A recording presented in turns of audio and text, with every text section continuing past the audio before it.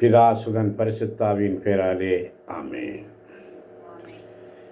ஓ பரிசுத்த ஆவியே,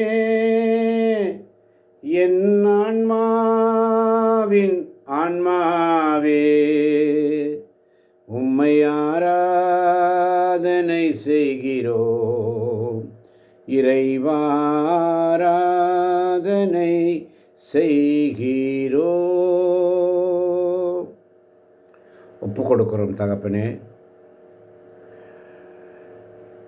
ஒவ்வொரு நாளும் உடைய சமூகத்தில் இறையிறக்கத்தின் செய்திக்காக பேராவலோடு காத்திருக்கின்ற உம்முடைய பிள்ளைகளை நீர் கொண்டு வந்து சேர்த்தீர் ஆண்டவரே.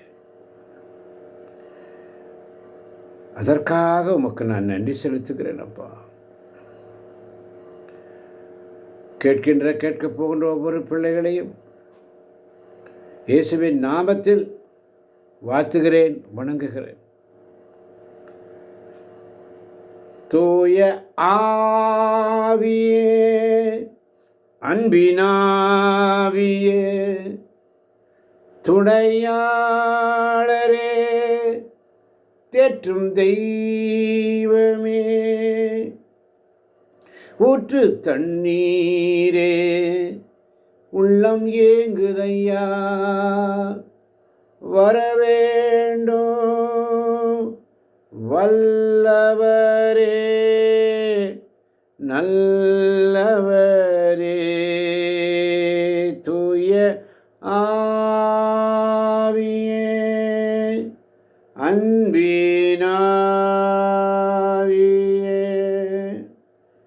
துணையாளரே,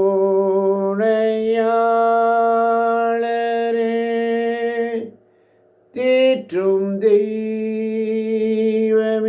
ஊற்று தண்ணீரே, உள்ளம் ஏங்குதையா, வரவேண்டும் வல்லவரே, நல்லவரே. இந்த நாளின் இறையிறக்கத்தின் செய்தி தூயாவியானவர் வழியாக அனைத்திற்கும் மேலாக எளிய மனதிற்காக நீ ஜெபிக்க வேண்டும்.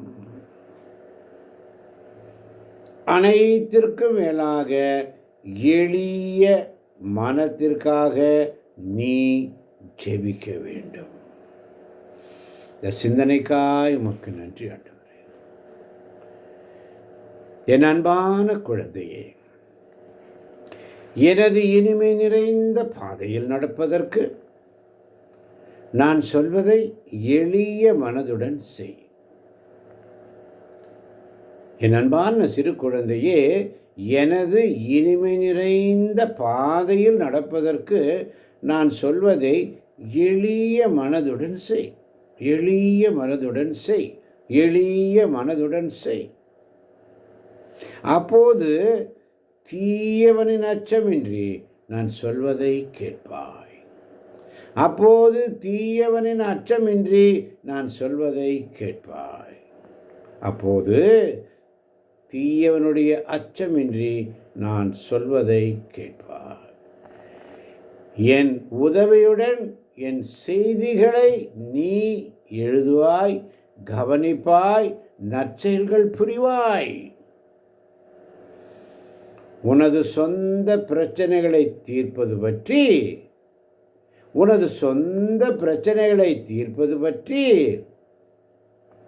உனது சுய எண்ணங்களில் நீ நிலைத்திருக்கிறாய்.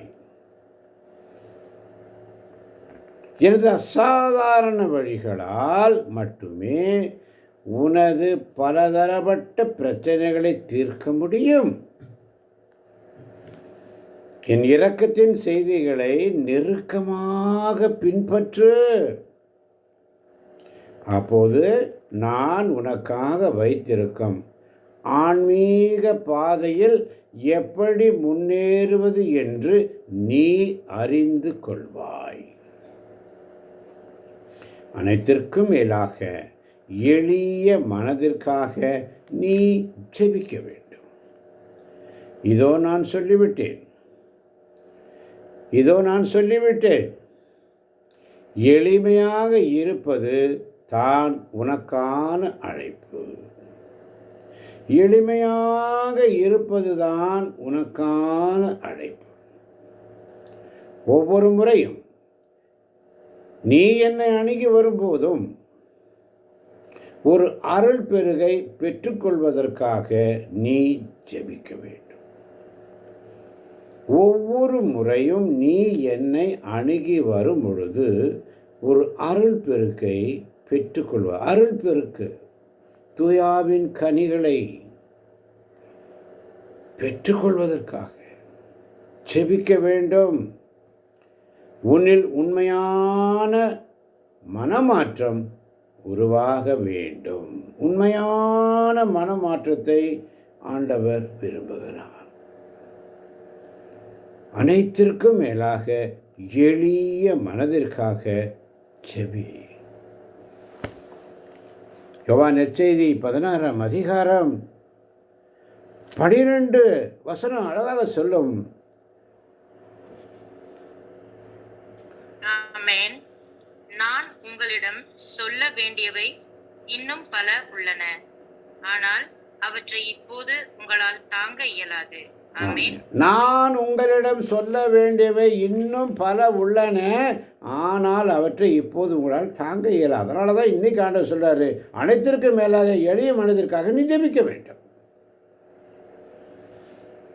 இதுதான் ஆன்மீக சிந்தனை.